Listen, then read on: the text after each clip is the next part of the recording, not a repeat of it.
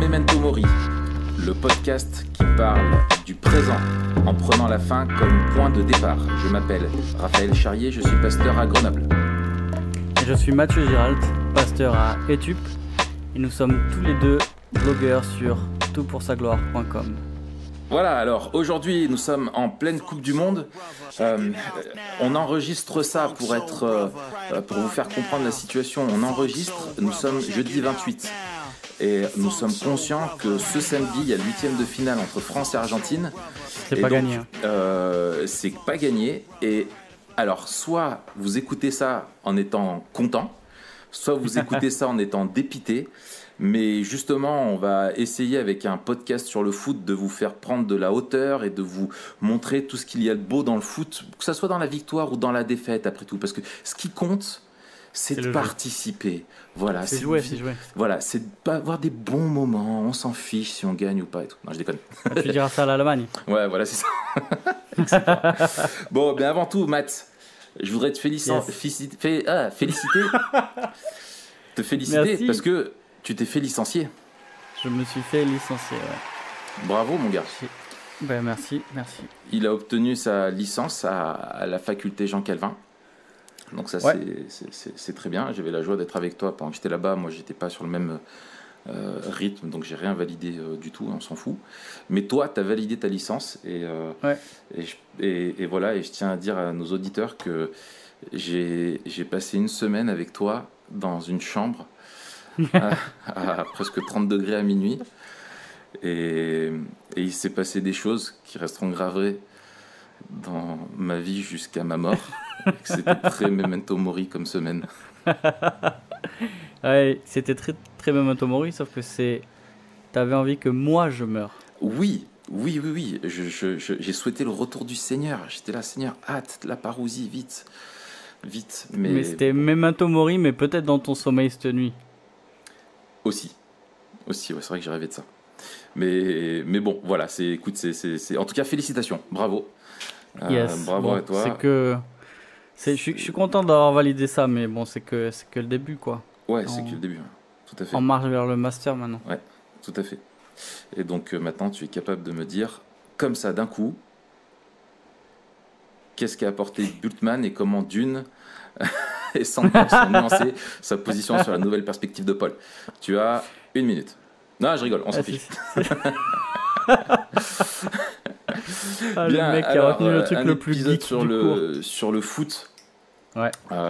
Alors encore une fois, t'as pris encore un épisode après Churchill où c'est surtout toi qui vas parler, quoi. T'avais envie de te faire un petit kiff, dis-le. Ouais, j'avais envie. Et j'avais envie parce que c'est vrai que je suis beaucoup le foot et que je suis environné d'une nuée de footix autour de moi et que j'ai plaisir quand même à parler de foot parce que je me dis tu peux pas passer à côté de la Coupe du Monde et pas parler de foot alors que dans Memento Mori nous on veut analyser un peu la culture, on veut analyser ce qui se passe dans notre société, les faits marquants et donner un point de vue un peu biblique dessus, en tout cas réfléchir en partant de ça, donc forcément il faut parler de foot. C'est la réponse aussi à une promesse que tu avais faite, je crois même dans l'introduction, dans la présentation de Memento Mori, tu avais dit qu'on ferait un épisode sur le foot. Ouais, et ben voilà, c'est fait. Ce jour est arrivé. Voilà. Le prochain, ce sera dans 4 ans. Donc, Voilà, on est dans l'accomplissement de la promesse, on parle de foot. Peut-être pour la Champions League. Ouais, ça serait excellent. Ça serait excellent. Là, il faudrait parler plus de ce que c'est un club de foot. Ça serait génial. Ouais. Encore des mais bon, à Grenoble, vous savez pas trop ce que c'est, non ? À Grenoble, non. Nous, on fait du hockey ici. On fait du hockey. Et je sais même pas si on est bon ou pas.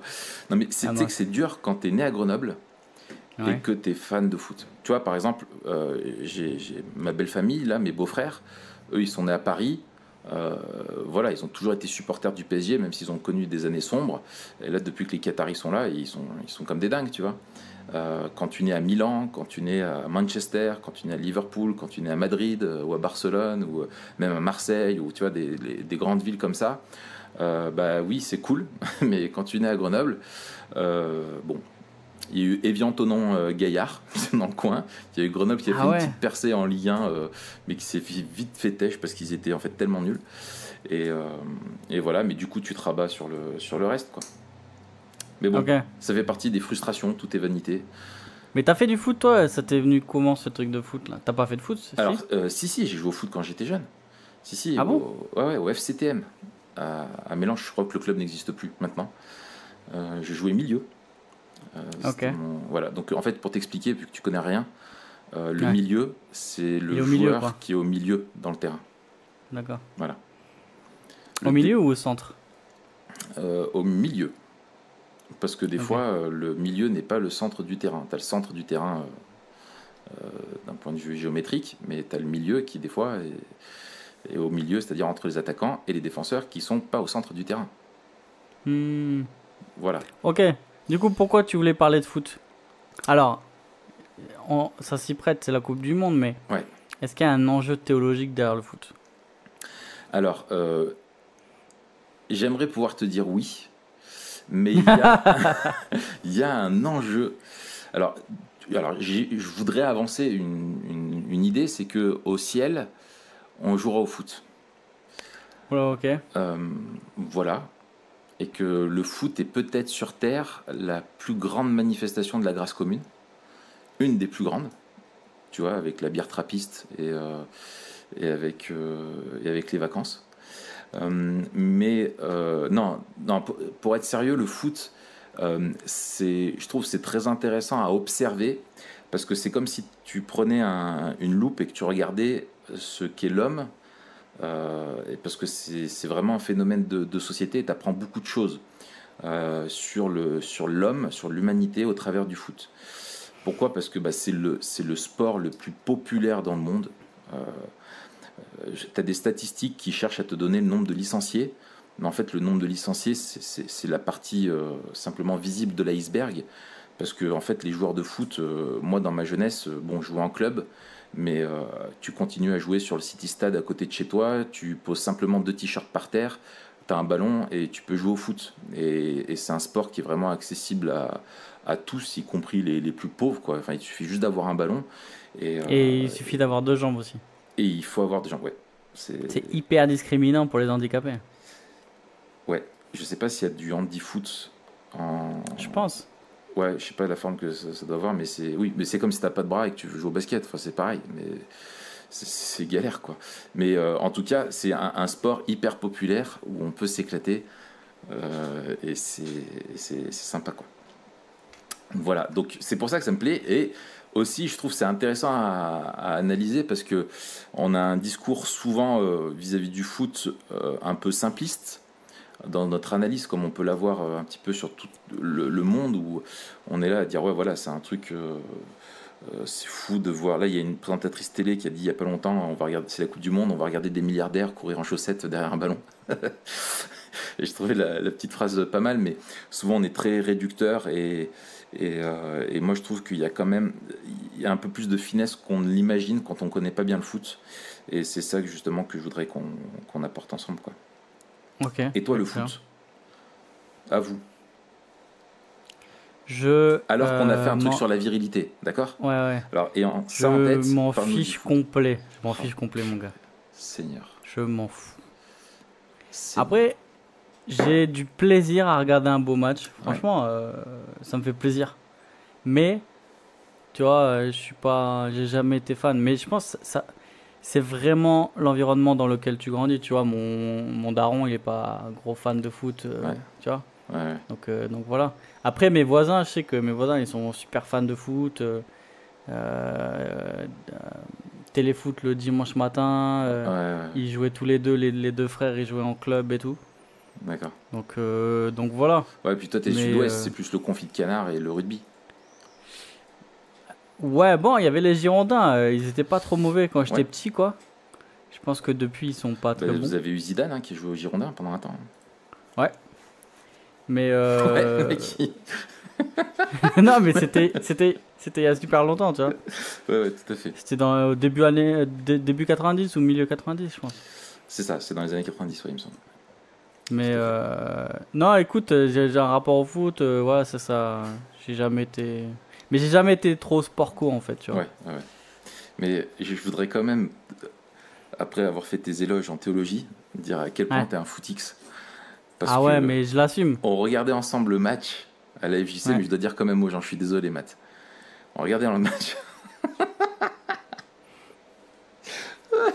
et tu me dis donc Didier Deschamps, c'est le sélectionneur de l'équipe de France. Je te dis, et il me dit, et du coup, c'est qui leur entraîneur?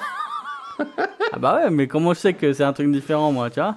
Oui, mais c'est ça qui est bien, c'est que je sais que là, t'as des gens qui sont en train d'être morts de rire parce que ce que t'as dit, c'est juste une dinguerie, quoi. Mais bon, c'est pas grave, je te pardonne. Ouais, c'est bien.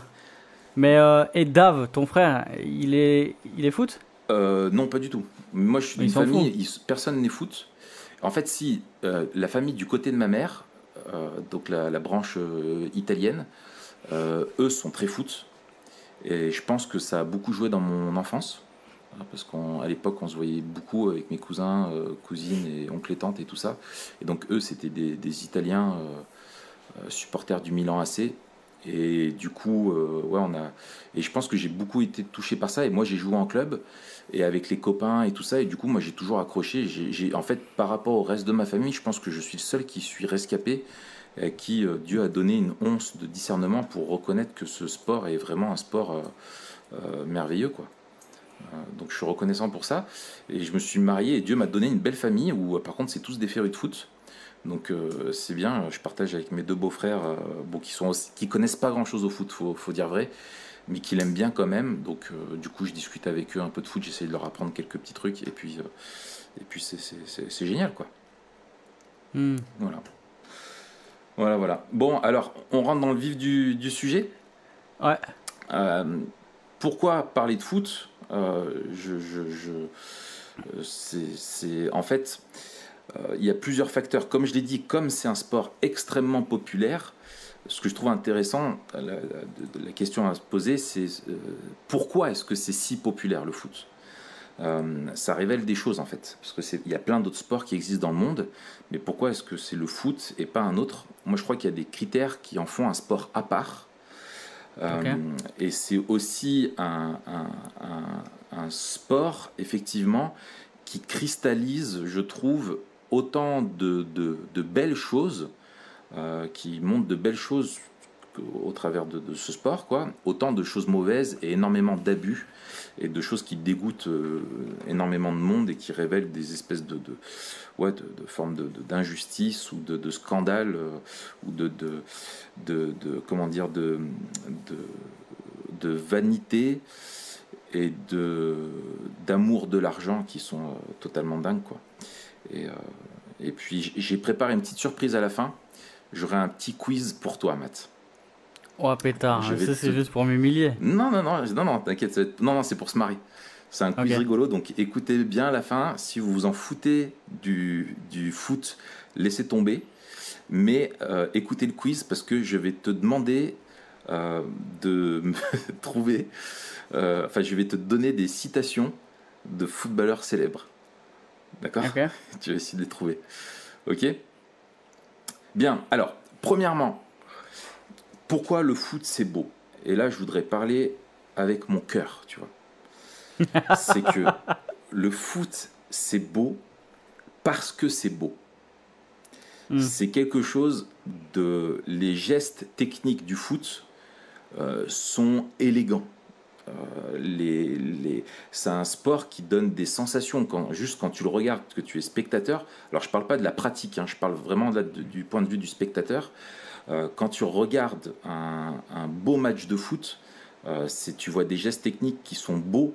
Tu as envie de les revoir au ralenti sur YouTube, tu as envie de te les repasser. Il y a des gestes techniques qui restent et des matchs. Mais ça, c'est pour tous les sports. Dans le temps. Oui, dans tous les sports, sauf que se rajoute au foot quelque chose, je pense, c'est une des choses qui en fait un sport compliqué, c'est que justement, c'est un sport où il est très difficile de marquer. Compare au handball, au basketball ou à d'autres sports d'équipe, volleyball, etc. Marquer des points, c'est au quotidien du match que tu avances, quoi. On l'a vu pour le dernier match des Bleus, ça. Et alors oui, alors en ce moment, les Bleus, oui, si tu regardes les matchs des Bleus, tu es sûr que tu t'ennuies. Alors peut-être qu'on va le payer en 8e, là je sais pas. Mais le foot, tu peux avoir un match qui est passionnant et tu auras à la fin juste 1-0. Pourquoi ? parce que arriver à marquer un but, ça peut être très compliqué. Et des fois, tu vas avoir des matchs où tu vas avoir un 5-6-0, mais si tu n'as pas de vraie opposition, finalement, tu as peu d'émotions, quoi. Alors que des fois, un match à 0-0 ou juste avec 1-0, ça aurait été tellement dur et il y aurait eu tellement de choses qui seront passées sur le terrain pour arriver à conclure à marquer ce but, que ça crée chez les spectateurs et chez les joueurs un sentiment de libération qui est extrême. Et en fait, dans le foot génère des émotions extrêmes quand tu le regardes et que tu es supporter. Tu n'as qu'à repenser, là je vois le dernier souvenir là, que j'ai avec le match que j'ai vu, c'est celui de l'Allemagne, avant qu'ils soient éliminés, quand ils ont gagné 2-0, ils étaient à 1 partout contre les Africains, et ils sont revenus à 2-1 sur un coup franc à la dernière minute dans les arrêts de jeu par Toni Kroos. C'est une explosion de joie parce que c'est très difficile de marquer, tu vois. Et donc quand tu marques, ça génère une joie qui est intense, et ça crée des souvenirs qui sont magnifiques. Moi, je pense que c'est un des trucs qui me plaît le plus, c'est sur les émotions que ça génère à cause de la difficulté de marquer. Et contrairement à d'autres sports aussi, vu que c'est difficile de marquer, ça amène autre chose. C'est que dans le foot, par rapport à d'autres sports, c'est beaucoup plus souvent que le plus faible peut gagner. Tu vois, moi j'ai toujours été un fan de sport de combat. Je veux dire, tu sais à l'avance, c'est rare que le plus faible gagne, quoi. C'est vraiment quand tu sais à l'avance que le gars est plus fort, tout de suite c'est plié. Tu vois, il y a beaucoup de sports où quand il y a le mec qui est plus fort, celui qui domine, il est obligé de gagner, et tu t'attends pas à ce qu'il y ait un renversement de situation. Mais vu qu'au foot, marquer des points, c'est pas si facile que ça, tu te retrouves souvent avec des exemples du petit qui va résister face à l'ogre et qui va réussir à se qualifier ou à gagner. Et typiquement, là, à l'heure où on parle, hier soir c'était l'Allemagne, et l'Allemagne qui s'est fait sortir en perdant par 2 buts d'écart contre la Corée du Sud. S'il te plaît, la Corée du Sud, c'est une des nations les plus faibles au foot. C'est pas ça qui les a sortis, c'est qu'ils n'ont pas fait des trucs de ouf avant, surtout. Tout à fait. Mais en plus contre des équipes qui sont faibles. Alors que les gars arrivent en étant champion du monde. Et donc ça m'amène à un autre truc, c'est la dimension pour les joueurs. Et ça, tu t'en rends compte quand tu es spectateur, c'est la gestion, quand tu es au très haut niveau, comme le football professionnel, que ce soit en club ou en équipe nationale, c'est l'importance de la gestion collective des émotions. Où, tu vois, au basket, tu te prends un panier, c'est pas grave. Tu vois, parce que tu sais que tu marques beaucoup de points. Au foot, tu te prends un but, émotionnellement, tu peux t'effondrer, tu vois, et être sous une pression, voilà.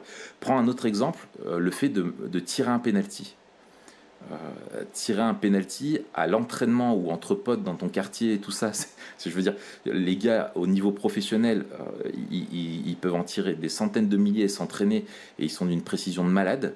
Sauf que quand ils arrivent dans un stade où il y a 80 000 spectateurs et des centaines de millions de spectateurs dans le monde, il n'y a rien de plus dur que de mettre le ballon dans cette boîte qui est là, quoi. Donc tu as une pression autant individuelle que collective, une gestion émotionnelle qui est hyper forte, et c'est souvent là que les grands joueurs se démarquent par rapport à d'autres, pas juste sur le plan technique, mais d'arriver à exprimer toute sa technique face à une pression et des attentes qui sont très fortes. Ok. Voilà. Tu comprends un peu pourquoi je kiffe le foot? Ouais, je vois, ouais. Après, ce qu'il faut comprendre par rapport à l'argent, c'est que c'est clair qu'on est dans une industrie, et ça les gens souvent l'oublient, pensent que c'est juste du sport. C'est pas juste du sport, et ça c'est Daniel Riolo, un éditorialiste de foot que j'apprécie beaucoup, qui est sur RMC dans l'émission l'After Foot, l'émission que moi je recommande s'il y en a qui aiment vraiment le foot. En général, tous ceux qui aiment beaucoup le foot suivent les podcasts de l'After Foot. Et Daniel Riolo rappelle souvent qu'en fait le foot ce n'est plus juste un sport, mais c'est une industrie du spectacle. Et c'est une industrie en fait qui génère énormément d'argent. Et quand tu fais venir un joueur que tu achètes plus de 100 millions dans ton club, tu peux te dire mais c'est de la folie, mais ce que ça va générer comme argent et entrée d'argent pour le club, c'est énorme. Et tu vois, par exemple, tu as des économistes qui se penchent là-dessus. Le fait, si je prends un cas concret, le fait que Neymar soit arrivé au PSG, un tout petit club de Ligue 1 voit ses bénéfices augmenter. Pourquoi ? Parce que quand il reçoit le PSG, si on prend l'exemple de Bordeaux en ce moment, qui franchement génère pas quelque chose d'extraordinaire depuis pas mal d'années. 15 ans. Et ben, si tu as le PSG, quand le PSG vient jouer à Bordeaux, le stade est plein. Tu vends à mort parce que les gens veulent voir jouer Neymar. Tu vois. Et entre tout le marketing, le branding, le sponsoring, etc., le foot génère un argent qui est fou. Et aujourd'hui, les joueurs de foot sont plus importants et ont pris une place. Et ça, je trouve, c'est aussi un peu une dérive au niveau de l'individualisation trop de ce sport, alors qu'à la base, c'est un sport co. Ont pris une place de star mondiale. Tu vois, alors que dans l'industrie, par exemple, de la musique, où ça devient de plus en plus éphémère et c'est de plus en plus difficile de percer, une fois que tu as percé dans le foot et que tu t'es installé, tu deviens vraiment une star qui est mondiale si tu arrives à bien gérer ta carrière.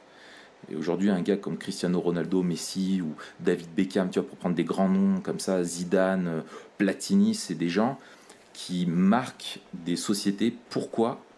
Parce que tu peux avoir des personnes qui viennent des classes populaires les plus pauvres et qui incarnent le rêve en se disant c'est un truc qui est ouvert à tous et tu as des gens qui brillent et qui peuvent devenir des stars incroyables alors que d'autres milieux sont beaucoup plus fermés, tu vois. Ouais, c'est clair.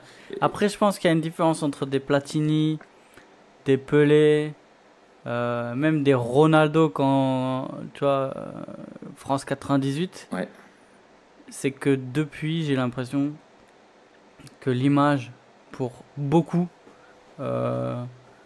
moins pour Messi par exemple, mais pour Cristiano Ronaldo c'est le cas. Tu me dis si je me trompe, mais vas-y, je t'écoute. J'ai l'impression que tu vois, la starification, elle est passée beaucoup plus maintenant. Oui, Pas oui. forcément dans le talent, tu vois, que dans l'image. Et ça, je pense, depuis Beckham, il y a eu un tournant avec ça, tu vois, où le joueur de foot, c'est aussi un mannequin. C'est un mec qui vend, c'est un influenceur, c'est un machin, tu vois. C'est ça. C'est pas juste produits marketing. Ouais, tout à fait. Tu vois. Après, il faut voir aussi, les mecs, ils ont pas le même physique quand tu regardes un Pelé ou un Maradona. Oui. Et un Beckham ou un Ronaldo. Oui. Bon, même la plasticité du joueur a changé, quoi. Oui, c'est ça. Alors, c'est clair que ça, en fait, je pense que ça suit simplement l'évolution médiatique. C'est-à-dire avec maintenant des matchs, tu sais, qui sont rediffusés dans le monde entier, où tu as accessible, tu vois, des grands championnats sont accessibles dans le monde entier, où tu as des droits TV qui se vendent un truc de dingue, où tu as les réseaux sociaux, où tu as toutes ces choses-là, où effectivement, oui, ça amène une starification, comme aujourd'hui, enfin, je veux dire, quand tu penses à la télé-réalité, où tu peux devenir une star avec rien, quoi. Enfin, tu vois, c'est vraiment le néant total, juste toi, tu t'affiches. Voilà, donc là en plus quand tu as un vrai talent qui est derrière, c'est ça. Maintenant, au niveau du talent, je pense que c'est difficile de comparer les générations. C'est un peu impossible à faire, mais c'est clair qu'il y a une évolution et une professionnalisation dans le football où tu regardes le rythme de vieux matchs par rapport au rythme d'aujourd'hui, ça n'a plus rien à voir. Aujourd'hui, dans les équipes pro, les mecs ils font tous le 100 mètres en moins de 10 secondes, quoi. C'est de la folie. C'était des records du monde encore il y a quelques décennies, et maintenant les gars ils sont dans les 10 secondes, tu vois, dans les grandes équipes, et ils multiplient les sprints. Au niveau athlétique, c'est des Formule 1. Et du coup, quant à ça, et en plus tu les vois en vrai dans un stade, à la vitesse où ça va, l'accomplissement des gestes techniques, la coordination collective, la pression, l'importance des enjeux, etc., t'as un cocktail pour un fan de sport qui est extraordinaire, quoi. Donc voilà. Yes. Bon, maintenant, ce que moi je voulais aborder, c'est un petit peu euh, ce que ça, ce que ça cristallise un petit peu, qui est transversal au foot. Moi, ce que je trouve, ce qui est génial avec le foot, c'est que il y a un côté très romantique dans le football, où tu vis quand tu es supporter d'un club en particulier ou d'un pays, tu vis une vraie dramaturgie en accompagnant ton équipe. Tu vis des injustices très fortes. Tu vois, quand il y a des erreurs d'arbitrage ou qu'il y a eu de la triche, tu peux connaître des sentiments vraiment terribles de frustration, d'injustice, etc. Comme tu peux connaître des joies aussi qui sont énormes. Et je trouve que c'est un peu une macroscopie, tu vois, où même des fois dans un match de foot, tu vois, c'est une vraie histoire. Tu as des faits de jeu, tu as vu faire plein de phases de jeu complètement différentes et tu passes par plein d'émotions. Et je trouve que quand tu élargis ça, finalement, ça représente, c'est à petite échelle, dans 90 minutes ou dans le suivi d'un club, ce que tu vis dans ta vie et ce que peuvent vivre aussi des nations au sein d'elles-mêmes. Et donc, euh, et ce que je trouve intéressant, c'est que tu regardes des gens qui sont totalement normales, regarder un match de foot, ça ne devient plus les mêmes. C'est comme en voiture, tu sais. Ou Ouais. devant, voilà. Et en fait, ça montre aussi les excès que certains ont, enfin que tu peux avoir, et que moi aussi ça peut m'arriver d'avoir, en fait, et le manque de contrôle qu'on peut avoir.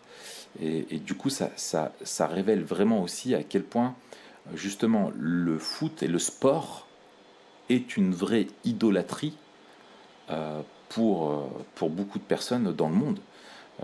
T'entends à Hmm. chaque Coupe du Monde, là, t'as entendu, je crois que c'est des Péruviens qui sont partis pour aller voir un match de leur équipe. Ah oui, j'ai vu ça, Des ouais. gars qui se sont endettés, qui se sont privés pendant des années et qui ont dépensé l'équivalent d'un an de salaire ou de 2 ans de Oh, même salaire juste plus. pour voir un Beaucoup match plus, ouais. tout péter et faire le truc là-bas, tu vois. C'est pour dire où je veux dire, c'est clairement déraisonnable. Tu vois, c'est pour aller voir Ouais. un match de 90 minutes. Enfin voilà. Et ça montre un petit peu de ça. Ça, ça montre aussi l'avidité qu'on peut avoir. Par exemple, quand tu vois des joueurs de foot qui, pour en fait un transfert, une question d'argent, en fait, alors que c'est des gars qui ont de quoi faire vivre 10 générations derrière eux, tu vois, s'ils placent bien leur argent, pour encore plus d'argent, sont prêts à changer de club, à remettre, tu vois, une belle histoire en question pour de l'argent. Et là, tu vois que l'avidité, finalement, l'amour de l'argent est un puissant fond, quoi. Donc, quand même, tu as des Ouais. millions, tu as des gars, ils font des cacas nerveux parce qu'il y a un autre joueur dans le monde qui gagne un peu plus que lui et il dit, moi, si tu me rajoutes pas 1 million, voilà. Alors pour lui, ça représente, c'est comme si toi, tu allais gratter sur ton salaire sur 10 centimes, quoi. Ouais, mais sur ce que tu disais juste avant aussi, il y a un phénomène d'identification qui est ultra forte Ouais, à l'équipe. oui, Et même donc, il y a un truc d'identité qui est chelou, quoi. ouais, Dire, il y en a, ils vivent pour le foot. ouais. Et leur équipe devient leur identité. Mm, Et donc, quand l'équipe perd, les mecs vont pas bien. Quand l'équipe gagne, ils sont bien, etc. exactement. Et il y a un truc qui est ultra extrême de vivre pour quelque chose. Enfin, c'est vraiment la définition de l'idolâtrie. Et eux, ils vivent pour leur club, en fait. Ouais, c'est ça. En fait, ça t'offre des repères et un cadre que tu ne retrouves pas. Tu vois, si là on dérive plutôt sur la notion dans le sport en club, l'identité d'un club de foot est quelque chose d'hyper fort, avec des valeurs qui sont affichées, une histoire, et un club est toujours supérieur aux joueurs qui sont dans l'équipe, dans le temps présent. Et c'est la marque des grands clubs. Et quel que soit le grand joueur, l'institution sera toujours au-dessus. Et en fait, dans une société où justement l'État n'offre pas ces repères-là et une identité de laquelle tu peux être fier, tu vois, qui te rassemble, forcément, ou dans les familles, où la religion n'offre plus ça, etc. Finalement, le foot t'offre ça. Et on remarquait ensemble la dernière fois justement que les derniers endroits où tu chantes, c'est dans les églises ou dans les stades de sport, quoi. Ouais. Et bon, c'est plus large. Tu m'as quand même piqué le seul truc intéressant que j'avais à dire sur le foot. Ah, pardon. Sympa. Pardon. Désolé, mon gars. Merci. Mais c'est ça. Mais et tu retrouves le pendant de ça, de ce désir de repère et d'appartenance.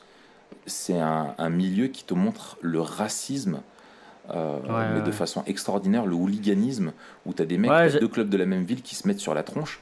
Et... Justement, j'allais t'en parler du hooliganisme, parce que on ne veut pas faire le raccourci de faire équivaloir foot et hooliganisme, mais il y a un truc intéressant, c'est que c'est aussi propre à ce sport-là, quoi. C'est-à-dire que il me semble qu'on ne retrouve pas cette mentalité de hooligan dans d'autres sports. Ouais. Et il y a comme une espèce de caution, j'ai l'impression presque inconsciente de la part de ces gars, de dire c'est ok d'être violent sans trop de raison et de détester l'autre sans trop de raison, sinon qu'il appartient à un autre club, tu vois. Ouais. Et il y a un espèce de délire un peu clanique, où les mecs appartiennent à des tribus qui se foutent sur la tronche depuis des générations. Ouais. Et j'ai l'impression une caution à la violence gratuite, quoi. Ouais, ouais. Alors tu vois, et j'ai l'impression que des fois il y a des morts, il y a des mecs qui finissent handicapés, il y a des drames énormes, et il y a une espèce de... Ils échappent à la réalité, tu vois. J'ai l'impression que c'est très fictionnel comme rapport à la violence, tu vois. Il y avait un film qui montrait bien ça, c'est le film Hooligan, avec Frodon Sake. Avec le petit, là, ouais. Frodon Sake qui joue dedans. Et oui, c'est Frodon. Et en plus, il a pas une tête de hooligan. Hein. Non, c'est Frodon Sake, c'est un hobbit. Tu sens ce qu'il fait là. Tu dis, moi, t'as abandonné la communauté de l'anneau, mon gars. Faut bien s'en aller. Quand tu es avec nous, tu fais face et tu te bats. Me battre, je sais pas me battre. Pense à quelqu'un que tu détestes. Eh oui, mais avec les pieds qu'il a, il peut botter, les fesses. Ah ouais, c'est clair, à mon avis, c'est d'envoyer. Mais non, mais effectivement, c'est une des dérives que t'as dans ce côté identitaire qui se développe forcément autour d'un club ou d'une nation. Et comme le foot est le sport le plus populaire et qui génère aussi le plus de passion, tout est amplifié et tu as une culture de l'agressivité et de la violence qui est innée, même de la haine. Et tu vois, et t'en as entre deux supporters de clubs différents, tu as une vraie haine. Tu vois, mais c'est pas juste de la rivalité, parce qu'il y a quelque chose de beau. Moi, ce que j'aime dans le foot, c'est le chambrage. Il y a une culture du chambrage. Tu vois, je veux dire, de fait de fausse chambrer, ça fait partie. Et c'est génial de se chambrer. Moi, je me souviens d'avoir vu des matchs dans des compétitions, tu sais, internationales, tu sais, des euros ou un mondial, où tu es entre italien, portugais, espagnol, tu as des gars du Maghreb, etc. Et puis tu as les équipes qui se croisent, et forcément, tu te chambres, et c'est trop bien, tu vois, on se marre. Mais par ailleurs, tu as du vrai hooliganisme, de la vraie violence qui est motivée par de la haine pure, et je pense que tu as ce phénomène-là qui est humain et qui ressort aussi dans les écritures, c'est qu'en fait, quand tu rassembles des pécheurs ensemble, ça en dégage encore plus de péché, quoi.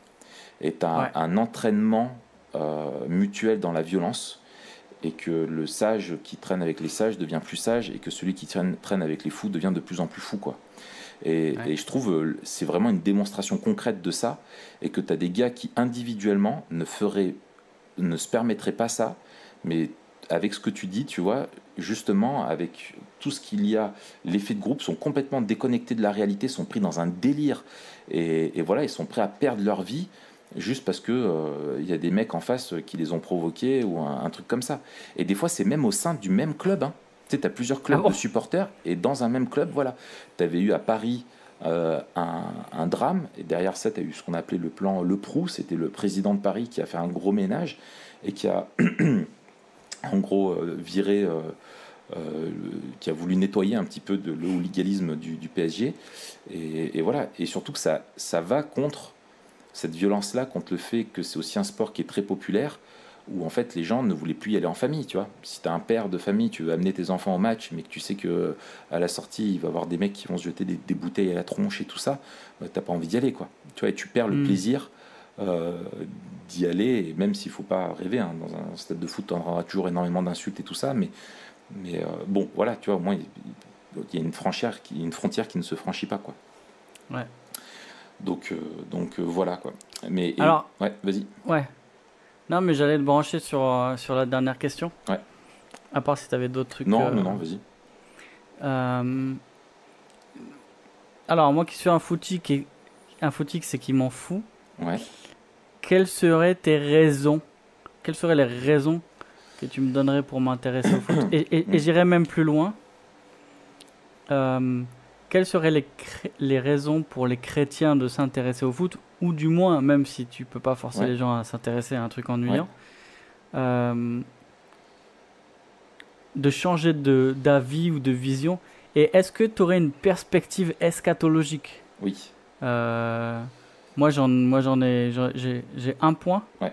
Mais est-ce que toi, oui. Comment le foot est memento mori, finalement? Ouais, c'est ça la question qu'on se pose après 35 minutes d'introduction. Ouais, c'est ça. Comment le foot est memento mori. T'imagines, on aurait un écusson, on fait un club de foot memento mori. Et mon gars, on est mal barré. Toi, tu peux pas courir parce que t'as mal au dos. Ah, mais c'est juste pour avoir des maillots. Mais oui, c'est hyper classe. On se fait des maillots. Tu regardes, alors toi qui es graphiste, regarde les écussons des clubs de foot. Et tu sais il y en a des pas mal. Ah, franchement, mais c'est extraordinaire. Extraordinaire. Tu as toute une histoire, toute une entité juste dans un écusson. Pour ça, les gars, tu sais, ils tiennent le maillot, ils embrassent l'écusson. Tu sais, ils embrassent les clubs, quoi. Tu vois, c'est marrant, quoi. Donc, ouais. Alors, déjà, comme je le disais, le foot est un dénominateur commun culturel entre toutes les nations sur la Terre. Que tu passes de tous les continents, il y a du foot, c'est mondial et c'est l'événement et la Coupe du Monde de football et l'événement qui rassemble le plus de gens autour d'un même sujet dans le monde. Et là déjà tu vois une perspective eschatologique, tu vois, qui pointe son nez, mais en tout cas c'est quelque chose qui rassemble parce que c'est quelque chose qui crée des émotions, qui crée des échanges, etc. Et je pense que avant d'avoir un regard de juge, c'est intéressant d'avoir un regard d'analyse et de se poser des questions. Voilà, pourquoi est-ce que les gens aiment tant et quels sont les ponts que ça peut créer. Et moi, je vois le nombre de fois où j'ai eu des occasions même d'en arriver à parler de la foi, parce que le foot est quelque chose, vu que c'est tellement populaire, derrière sont cristallisés plein de sujets connexes. Tu as des gestes qui sont très politiques, tu as des positions très politiques de la part de joueurs de foot qui créent des scandales, où on demande des excuses nationales après, etc. Dès que tu as une équipe qui va mal, tu as les politiques qui se sentent obligés de donner leur avis.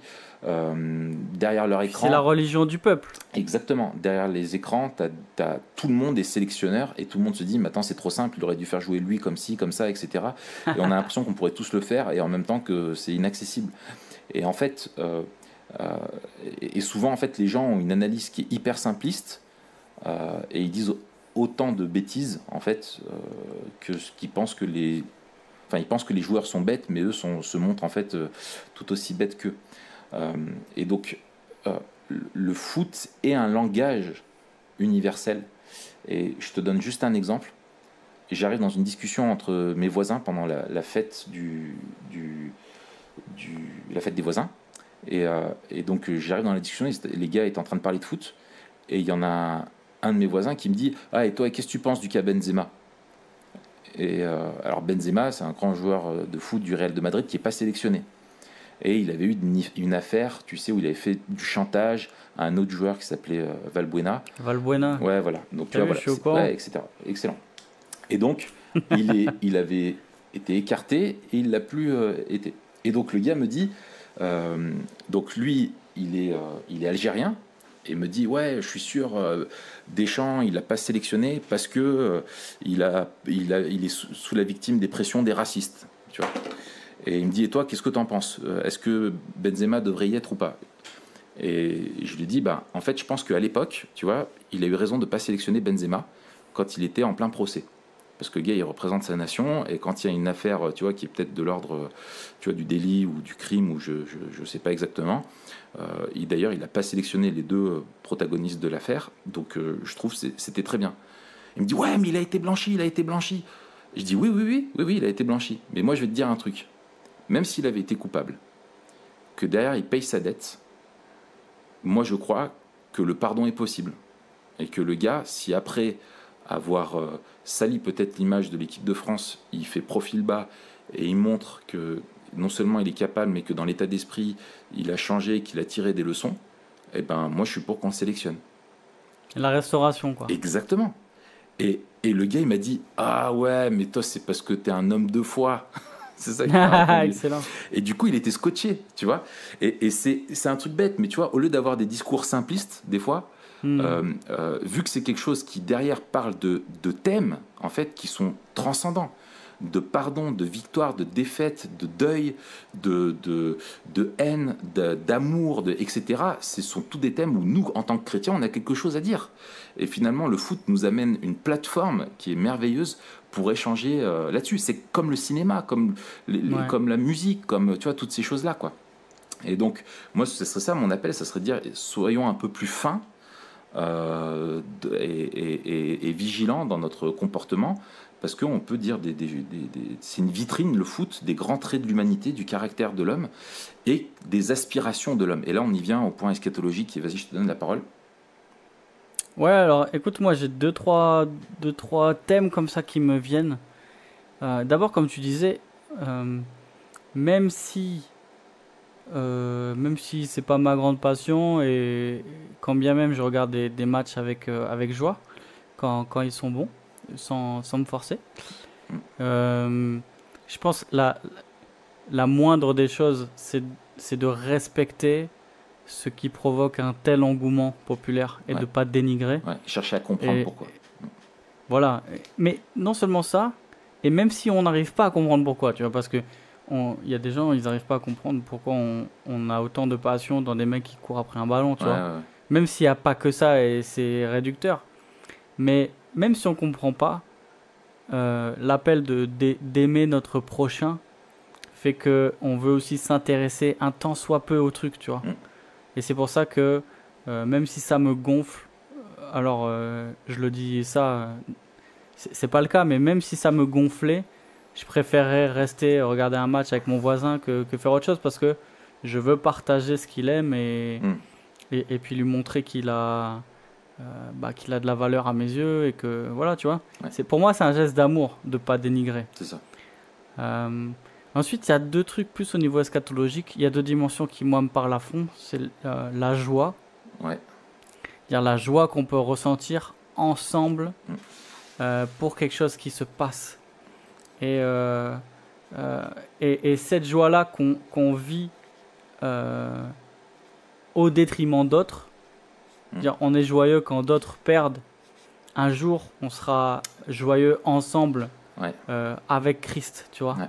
Et on sera joyeux pour ce que Christ a fait pour nous, et ce sera ça qui motive notre joie, pas ce qu'a fait notre équipe, pas le résultat du score, etc., mais cette joie là. Et dernière perspective qui parle particulièrement même pendant ce mondial là, c'est le fait que les nations se retrouvent ensemble et célèbrent ensemble justement cette joie là. Et là, il y a quelque chose qui est paradoxal, qui est à la fois beau, parce qu'on voit, on voit toutes ces nations qui se rassemblent au même endroit pour fêter quelque chose, quand bien même leur équipe ne gagne pas. Tous fêtent le foot, il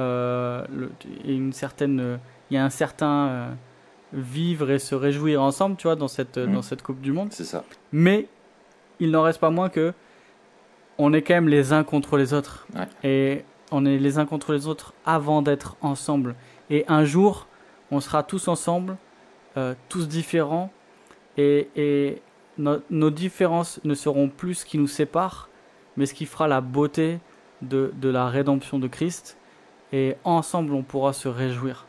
Et moi, ça me fait vraiment ce truc-là où je me dis, mince, un jour, on aura une raison bien meilleure de tous se rassembler, de tous faire la fête. Ouais, excellent.